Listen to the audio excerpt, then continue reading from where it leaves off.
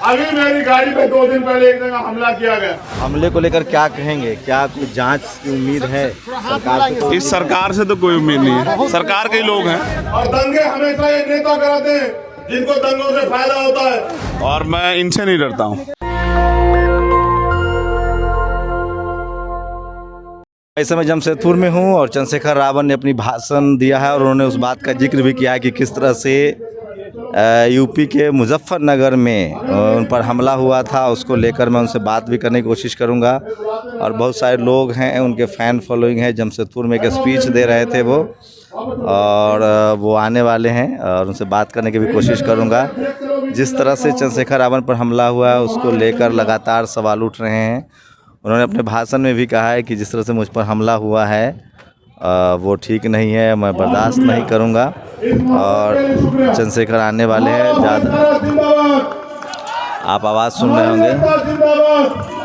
और मैं कोशिश करूंगा कि उनसे एक सवाल तो नहीं ले, और चूँकि उनको एयरपोर्ट जाना है। और एक सवाल, हमले को लेकर क्या कहेंगे? क्या कुछ जांच की उम्मीद है सरकार से? इस सरकार से तो कोई उम्मीद नहीं है, सरकार के ही लोग हैं। बहुत ज़्यादा नुकसान था, गाड़ियां तोड़ी गई। आपको सिक्योरिटी क्यों नहीं लेते हैं आप? सरकार कह रही है कि सिक्योरिटी हम देना चाहते हैं, वो लेना नहीं चाहते हैं। सरकार आपसे कुछ कहती है, मुझसे कुछ कहती। मैंने 1 साल पहले सिक्योरिटी के लिए अप्लाई किया था। मैं जानता था कल ये लोग आरोप लगा सकते हैं, आज तक तो नहीं दी। समाज सिक्योरिटी करता है, उनसे बहुत उम्मीद है, इनकी सिक्योरिटी से भी उम्मीदें कम है। पूरे दुनिया भर से मैंने कल वीडियो डाला, मैसेज आ रहे हैं कि आप पूछिए उनको क्या मदद चाहिए, किस तरह की सुरक्षा का इंतजाम करें। क्या समाज आपकी सुरक्षा का इंतजाम करे? समाज कर रहा है, और मैं इनसे नहीं डरता हूँ। मैं बस एक ही चीज़ से डरता हूँ कि जो उम्मीदें मेरे लोगों को मुझसे हैं, मैं उसमें कोई कमी ना करूँ। बाकी मैं इनसे नहीं डरता हूँ। मौत तो एक बार आनी है, जब आएगी मौत तो उसका सामना। आप लोगों के भी जाते रहेंगे? बिल्कुल जाऊंगा, यही आता है मुझसे, इन्हीं से मैं हूँ। शुक्रिया। तो देखिए, चंद्रशेखर यादव रावण पर हमला हुआ था, ये तस्वीरें दिखा रहा हूँ मैं आपको।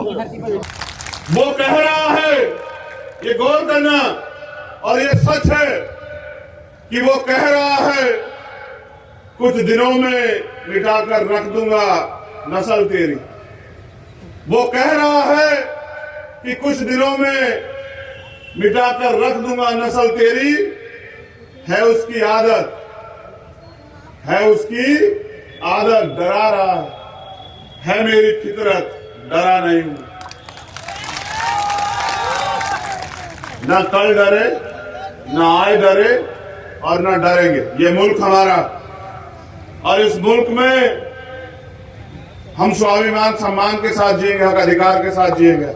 मैं समझता कि आज हालात हमारे फेवर में नहीं है, लेकिन हमेशा हालात ऐसे नहीं रहेंगे।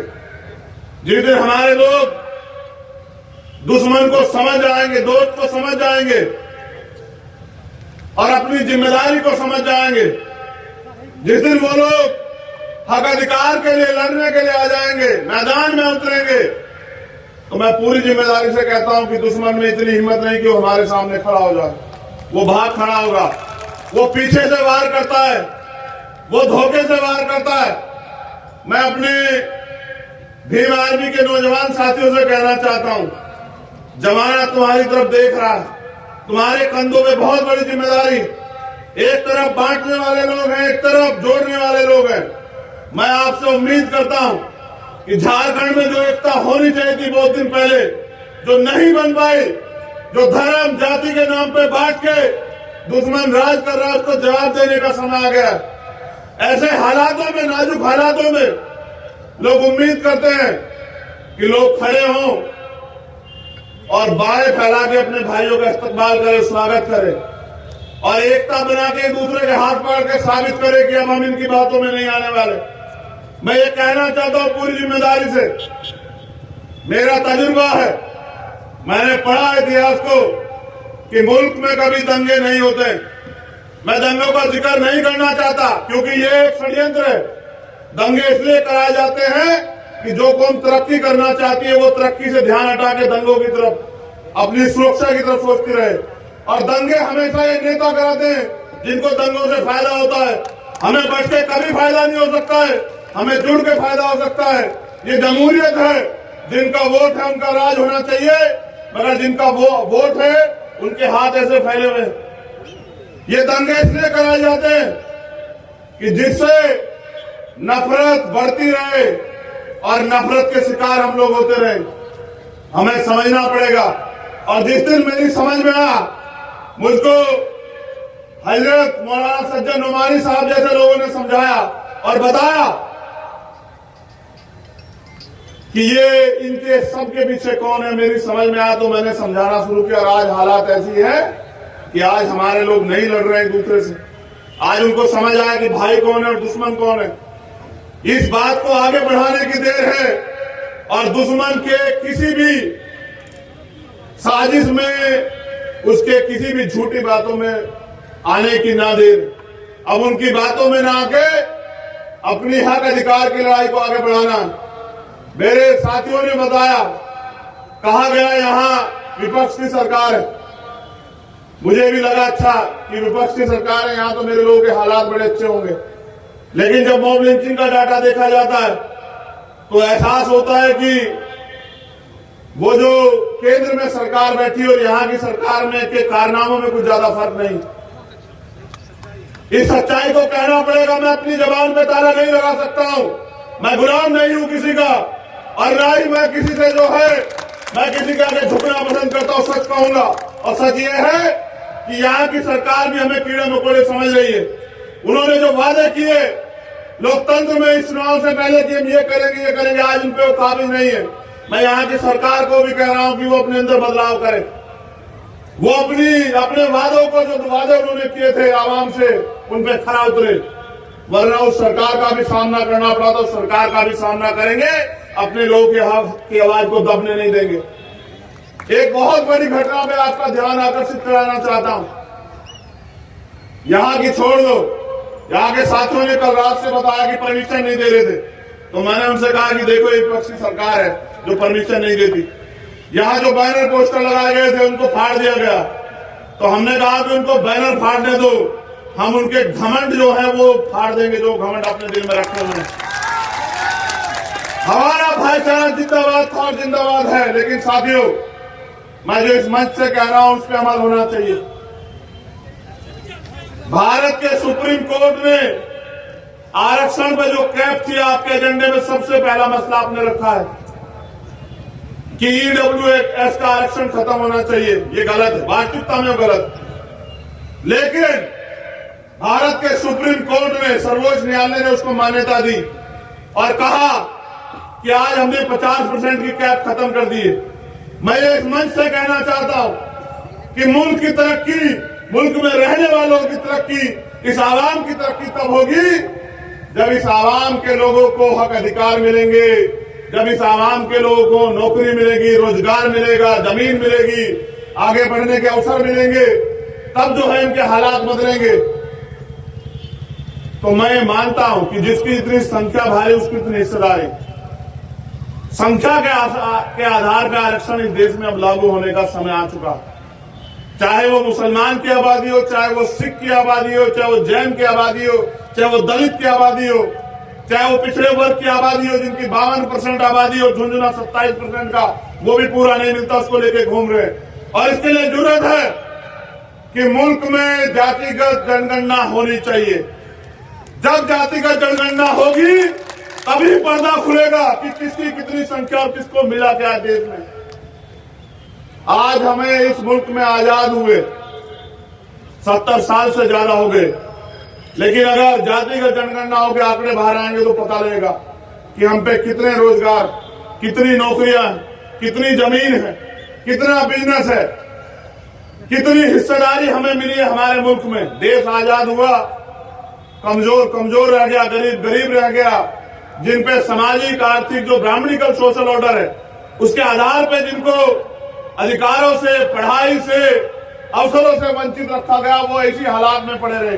और आज भी इसी हालात में कुछ लोगों के भरोसे, जिनको रहबरे कहते हैं, कि उन रहबरों के भरोसे वो जिंदगी बदलेंगे। कोई रहबर जिंदगी नहीं बदलेगा आपकी अगर आप अपनी लड़ाई नहीं लड़ोगे। मैं आपसे अपील करता हूं कि समय आ चुका है, उठ खड़े हो, इंतजार मत करो। ये हक अधिकार का समय है, ये अपने आने वाली पीढ़ियों को जवाब देने का समय है। अगर आज हम लोग चूक गए और मुल्क के आईन मुल्क के संविधान पे जो खतरा मंडरा रहा है, अगर वो खतरा और मजबूत हुआ तो कल आने वाली पीढ़ी आपसे मुझसे हिसाब मांगेगी। मैं इस्लाम के मानने वाले लोगों से भी कहना चाहता हूं कि इस मुल्क का पूरे दुनिया में एक ऐसा मुल्क जो सबको बराबर का अधिकार देता है, जिसका संविधान, आज उस संविधान को कुचलने का प्रयास किया जा रहा है। आज हमें एकता बनाने की जरूरत है। जानवर भी समझते हैं, ये जो सम्मानित साथी बैठे हुए हैं ये गौर करें, जानवर भी समझते हैं कि जब आग लगी हो जंगल में तो सबको एकजुट हो जाना चाहिए, लेकिन आवाम नहीं समझ रही, क्योंकि जो लोग खुद अपने निजी स्वार्थों में बांट के रखना चाहते हैं उनको भी जवाब देना पड़ेगा हमारे साथ साथ कि जब इस मुल्क में हमारे अधिकार, हमारा सम्मान, स्वाभिमान दांव पे लग गया था तब हमारे रहबर क्या कर रहे थे जिनको कौम ने रहबर माना। तो जितनी जिम्मेदारी मेरी है उतनी आप सब लोगों की और उतनी सब लोगों की है कि हम एक यूनाइट हूं, इस देश के दलित, पिछड़े, आदिवासी, मुसलमान, जैन, सिख, बौद्ध एकजुट हो, भाईचारा बनाए और मिलकर अपने हक अधिकारों की लड़ाई लड़े। संविधान ने तो बहुत कुछ दिया है, संविधान ने अनुसूची 5 दी, इस देश के जल, जंगल, जमीन पे आदिवासी को हक दिया, लेकिन जितनी जमीन वो तैयार करता है वो लूट लेती है सरकारें और वो बेबस हो जाता है और अपने हक की आवाज उठा तो नक्सली कह के मारा जाता है। ये है मुल्क में हमें मिला है।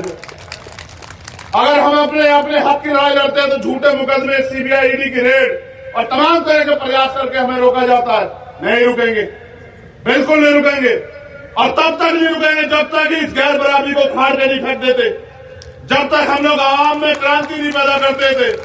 जैसे हम अंग्रेजों के खिलाफ लड़े जैसे इनके खिलाफ भी लड़ेंगे और इनको भी जवाब देंगे, क्योंकि हमें आज हमसे उम्मीदें की जाती हैं, उन उम्मीदों पे खरे उतरना। और मैं सरकार से मांग करता हूं, यहां आईबी इंटेलिजेंस के लोग होंगे, LIU के लोग होंगे, पुलिस के लोग होंगे, कहना वजीर आजम से, कहना मुख्यमंत्री से कि मॉब लिंचिंग पे 2 महीने के अंदर कानून पास करो, और नहीं करोगे तो फिर करेंगे तुम्हारा भी सामना रांची के मैदान में। आप तैयार रहना। हक की लड़ाई में किसी के लिए कोई समझौता नहीं। आपने वादा किया था मेरे लोगों से, जो भाजपा की सरकार में मॉब लिंचिंग होती है वही यहां आपकी सरकार में हो रही, फिर आपका क्या फायदा मुझे बताइए। अगर नहीं सुधरोगे तो आपके सामने भी लड़ेंगे संवैधानिक रूप से, लेकिन जवाब देना पड़ेगा। मुख्यमंत्री जी, आपने जो वादे किए थे कि हम करेंगे, और हम करेंगे, कब करेंगे? बीच में भी आपकी सरकार से डावाडोल हो रही थी, आपके कर्मों की वजह से। हमारे लोगों ने तो पूरा इंतजाम किया था कि आप बैठे रहें कुर्सी पे। इसलिए आपसे कहना चाहता हूं कि हमारे जो मुद्दे यहां की इस अधिकार रैली ने रखे हैं उनको आप अपने जहन से अपने साथियों के साथ मिलकर उनको अमल में लाएं और उन पे कुछ अच्छा करके दिखाएं। और आपसे कहना चाहता हूं, मैं तो नाउम्मीद हूं इन लोगों से। उसका कारण कि हमेशा ठगे गए और फिर उम्मीद करके बैठते, फिर ठगे जाते हैं। तो मैं नाउम्मीद उन लोगों से, लेकिन आपसे नहीं। आपसे कहना चाहता हूं कि इस लड़ाई में अब समय आ चुका है एक दूसरे का हाथ पकड़ के आगे बढ़ने का, और मैं निराश नहीं करूंगा। आपको मेरा वादा है, मैं यहां समाज से वादा कर रहा हूं, निराश नहीं करूंगा। आप 1 कदम चलोगे तो 100 कदम चलूंगा, आप 100 कदम चलोगे तो 1 लाख कदम चलूंगा, और आप नहीं भी चलोगे तो भी जब आपकी तरफ कोई आंख उठेगी उसको जवाब देने के लिए आपका भाई आपके साथ खड़ा रहेगा, पूरी जिम्मेदारी से। बस अमल में लाइए और अपनी जिम्मेदारी को समझिए। समय किसी के लिए नहीं रुकेगा, ना मेरे लिए ना आपके लिए। कल हम सबको जाना है, ये निजाम जो आया है उसको जाना है, लेकिन दुनिया क्यों याद रखे आपको मुझे बताओ। यहां इंसान भी पैदा होते हैं और जानवर भी पैदा होते हैं, लोग अपने लिए भी जीते हैं। याद उसको किया जाता है जो दूसरों के लिए जीता है। तो दूसरों के लिए यानी कि दूसरे भी, वो दूसरों में भी अपने जो उम्मीद करके बैठे कोई हमारे लिए लड़ेगा, कोई बोलेगा। ऐसे हालातों में कि ये सूरज, चांद, सितारे मेरे साथ में रहे, ये सूरज, चांद, सितारे मेरे साथ में रहे जब तक आपके हाथ मेरे हाथ में रहे, और सांप से टूटकर गिर जाए वो पत्ते नहीं है हम, आंधियों से कह दो औकात में रहे। ये अभी मेरी गाड़ी पे 2 दिन पहले एक जगह हमला किया गया, उनको लगता है डर जाऊंगा। याद कर रखना कि डर जाऊंगा तो मर जाऊंगा। आजाद जिया हूं, आजाद मरूंगा। ये मुल्क मेरा है और इस मुल्क की तरक्की के लिए, इस मुल्क में रहने वाले अपने लोगों के लिए अगर कोई कीमत चुकानी पड़ी तो तैयार हो। तो ये तस्वीरें दिखा रहा था चंद्रशेखर रावण पर जिस तरह से हमला हुआ है, उसको लेकर उन्होंने कहा है कि वो इस हमले से डरने वाले नहीं हैं और वो लगातार कोशिश करेंगे और जनता के बीच जाते रहेंगे। शंभू कुमार सिंह, नेशनल दस्तक, जमशेदपुर। नेशनल दस्तक की आपसे गुजारिश है कि अगर इसको बचाना चाहते हैं तो नेशनल दस्तक को सब्सक्राइब करने के लिए रेड कलर के सब्सक्राइब बटन को दबाएं, फिर बेल आइकन की घंटी दबाएं। नेशनल दस्तक को बचाने के लिए बहुत जरूरी है कि हर खबर को शेयर करें, लाइक करें, कमेंट जरूर करें।